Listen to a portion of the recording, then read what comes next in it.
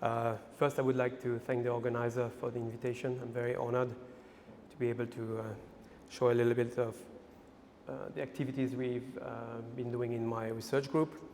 And I also would like to take this opportunity to congratulate Professor Omar Yaghi for receiving the Exner Award and also the outstanding lecture that I really thoroughly enjoyed.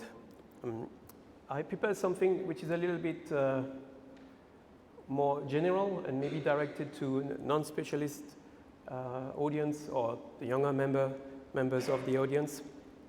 And it's kind of an overview of what we've been doing with nanoporous materials, especially in the context of healthcare applications and environmental technologies. Okay.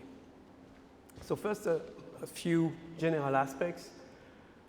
Nanoporous solids, materials that contain spores that have diameters smaller than 100 nanometer. They can be very diverse in structure and compositions. Here we have aluminosilicate zeolites, ordered mesoporous silica, carbon-based materials, metal or metal oxide-based materials, porous polymers, and hybrid materials such as obviously the metal organic frameworks that were developed by Professor Yaghi. But the presence of nanopores in these solids offer exceedingly high specific surface area and high pore volume, as was already mentioned today. And because of these properties, they may find numbers of applications. I highlighted a few of them here, especially those we are focusing on. Obviously, highly porous materials can be used as sorbents or molecular sieve for separation, gas adsorption, gas separation, but also from a liquid phase, organics or inorganic adsorption, for water treatment, chromatography, and desalination purpose or water harvesting, as we've seen also today. On the other hand, there's a lot of work done in the area of catalysis, heterogeneous catalysis using nanoporous solids in the gas phase reactions, liquid phase reactions, but also photocatalysis and electrocatalysis, which is also important in the context of green energy productions and green energy storage, as you can design electrocatalysts for water electrolysis, for instance, or active materials for electrodes for lithium-ion batteries based on highly porous metal oxides. So there are many other applications, but the other one I want to highlight here is the use of nanoporous materials for biomedical applications, especially nanocarriers for drug delivery or diagnostics using porous contrast agents. So before you can do that, you need to synthesize nanoporous materials, and there are many ways of preparing nanoporous structures, but I want to highlight the two main paths that we are using, especially in my group.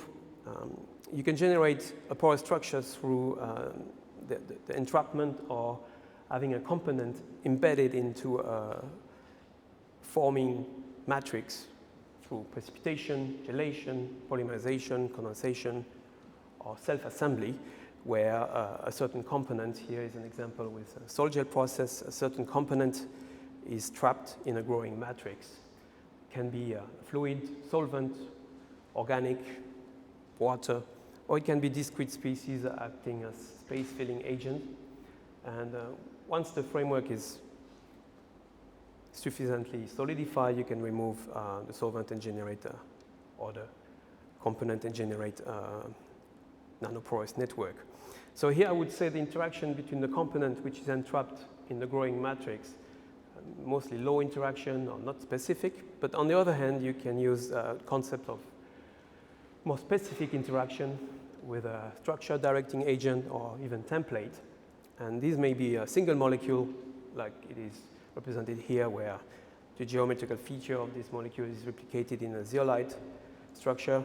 Most often actually the molecule acts as a structure directing agent and drive the formation of a cage around it to produce aluminosilicate zeolites. Differently, you can use assemblies of molecules, supramolecular assemblies, supramolecular aggregates of surfactant, for instance, or polymers, and via a process called cooperative self-assembly of inorganic precursors with micellar aggregates, this can lead to the formation of this very highly ordered mesostructured material. Then you need to remove the template, here soft template, organic, and you generate a nanoporous structure. So in that case, you can talk about soft templating using supramolecular aggregates. You can use also liquid crystalline phase, but most cases you need a more specific interaction with the porogen species to generate the nanostructured porous material. There are many other ways you can assemble nanoparticles. Phase separation is a good method too.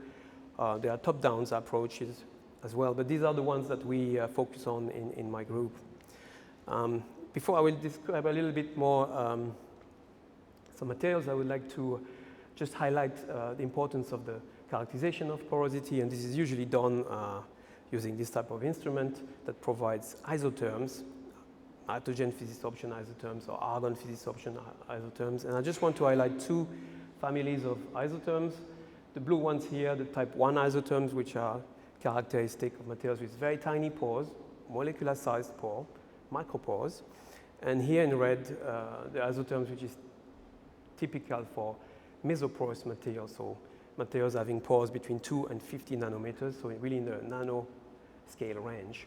And you can see here that these isotherms are characterized by a very sharp capillary condensation step, which is really due to the transition of a fluid which is in the gas phase into a liquid state. And this occurs well below the saturated vapor pressure, so we really have an evidence here of confinement effect that leads to a shift in the triple point in the phase diagram of the confined fluid compared to the bulk fluid. So this is important for characterization, but it is also very relevant if you consider other gases trapped in these materials, CO2, methane, or molecules such as water, ionic liquids, like we discussed before, or larger molecules, even biomolecules, and this may open to opportunities for interesting phenomena. So then I would like to describe a little bit what we've been doing with this particular class of materials, mesoporous silica nanoparticles. They are synthesized through this cooperative self-assembly pathway using inorganic precursor combined with surfactant micellar aggregates. But you do it in a way so that you control the growth or limit the growth of the particle to very tiny colloidal objects down to 30 nanometer or 20 nanometer at the lowest. And you can do it in a way that you can control particle size quite precisely. You can control particle shape. You can make spherical particles, rod-like particles.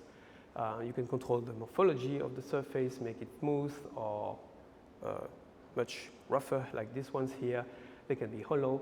And we are especially interested in this class of structure with a dendritic pore structure with a very open nanopore structure, which is quite ideal to host a large amount of guests.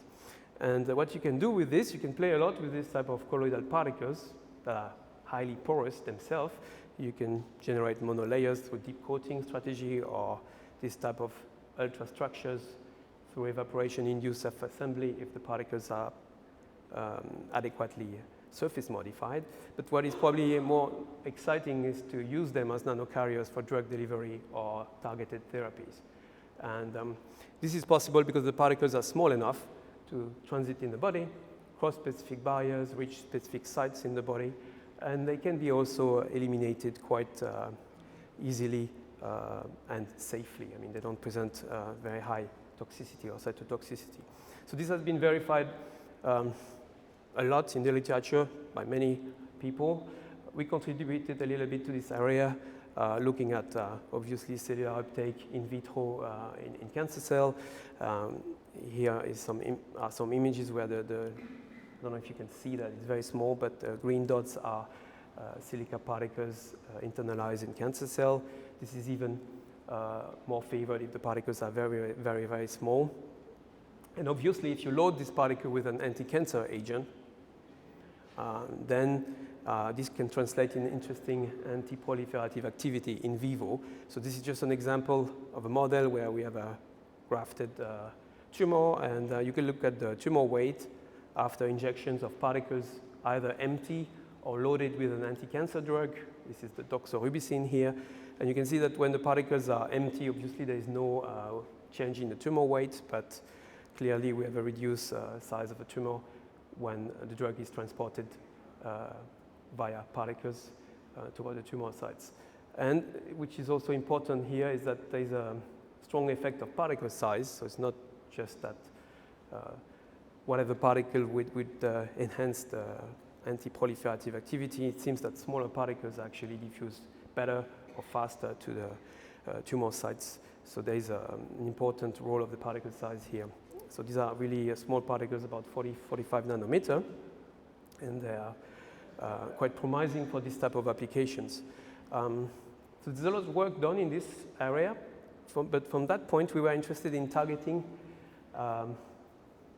another site in the body, because with this type of nanocarriers you can obviously look at delivering a drug in a specific location in the body, reducing side effects. This is really important in the case of anti-cancer therapy. But a particular target is to cross the blood-brain barrier, this neuroprotective barrier that separates the central nervous system from the blood circulation. And if you want to administer a therapeutic agent to the brain, you may want to cross this barrier. So you first need to selectively reach it and then cross it. And this barrier is essentially built of microvessel endothelial cells that are connected through tight junctions, and nutrients and molecules can transit through this barrier through receptor-mediated mechanisms. So this means you need two things to cross the barrier, something very tiny and something that has a specific ligand that will bind on these receptors. And this we can do now. From what I've shown before, we can make very small particles that circulate very well in the bloodstream. This is also through intravenous injection. And we can equip them with an antibody, RE7, which is designed to target the transferring receptor in this of the blood-brain barrier. And to cut a long story short here, just want to show images here. This is one of these brain microvessel endothelial cell here, and you can see, if I can point to the red dots here, oops, sorry, that only the particles that are equipped with that particular antibody and of the right size are able to accumulate in these brain cells in vivo, and they even accumulate in specific compartment in the microvessel here. So this is very encouraging, and we continue working in this topic. But when I moved to the University of Vienna, we decided to look into maybe different strategies, especially formulation for oral delivery of biologics and peptide drugs. And one example we've been focusing on for the last years is the delivery of insulin through oral administration. And insulin can be loaded in large pore mesoporous silica nanoparticles that can be formulated into tablets using protein or polymers that are pH sensitive or pH responsive. And this system can protect the drug or the encapsulated insulin here in the harsh environment of the stomach, and then release the particle in the intestine area. And when the insulin is actually transported using Mesoporous nanocarriers, actually the concentration in the cell lining the epithelium is much higher than, say, free insulin that would be delivered with the same type of formulation. I mean, polymer or protein formulation without nanoparticles. So this is very encouraging, and now we're doing a lot of in vivo studies to look into the performance of this system, yes, in vivo, to look into translocation of insulin and its concentration in the blood, and so on. But when we were looking into this system, we observed something interesting, that particles with different morphologies interact very differently with the barrier constituent of the epithelium, I mean the mucus and the cell layer. And we observed that, for instance, tiny particles with very, very rough surface penetrate very deeply the mucus, but they're not very well internalized into the cell of the epithelium, while rod-like particles with high aspect ratios seem to favor a paracellular pathway. So they enhance the cell-cell distances and seem to allow a passage which is not through internalization in the cell. So these behaviors are very different, and now we're looking into these aspects more in detail, and I hope we'll be able to publish this very shortly. So for the last minutes, I'd like to switch gears and talk about something a little bit different, more related to environmental application or management of resources. It's the use of nanoporous material as solid phase extraction sorbent for recovering critical materials, and here I mean especially the rare earth elements that are vital for a lot of green technologies, green energy. We use a lot of rare earth elements in wind turbines, energy efficient light bulbs, batteries and catalysts and so on. But you also know certainly that they are considered critical because there's a supply risk because of quota imposed by producer or producing countries. And on the other hand, the production of rare earth element out of the minerals, the ores, is very damaging for the environment. So this is a bit of a paradox, but we need much better and more efficient methods, less polluting methods to extract rare earth element, and maybe consider exploiting non-traditional feedstock like waste, mining waste, but also end-of-life electronics, e-waste, geothermal fluid, and so on. And there's a lot of work done in this area, but using nanopores to build a solid phase extraction system offer a lot of advantages, as you can functionalize the surface of a nanoporous framework with ligands that form selective chelates with a given rare earth element or cations, which is sort of selective to the size, the radius or diameter of these cations. So this you can use then eventually to selectively adsorb rare earth elements depending on their size, which is one of the only way you can use to separate them. And this we've been doing for quite a while now, for almost 10 years, grafting different types of ligand on mesoporous silica-based system, but also carbons or other types of hybrid materials. And this is just the first example where we grafted diglycolilamide, which is a non-extracting agent that you can use in liquid phase extraction to recover rare earth elements. But when you attach it to a surface, like this Kit6 silica type material, which is a good model powder material, and now if you look at the performance in extraction, which is sort of represented by this distribution coefficient value here as a function of different elements. So we have all the lanthanides, but also competing elements, aluminum, iron, and uranium and thorium, which are known to be a contaminant, especially in the minerals. Clearly, if you compare the nanoporous system with the grafted diglycolilamide on Kit6 here in red to a commercial system where the ligand is just supported on a resin, we have first a much higher extraction capacity, and we have a different selectivity profile, so we can achieve higher separation factor with this system compared to existing technology there.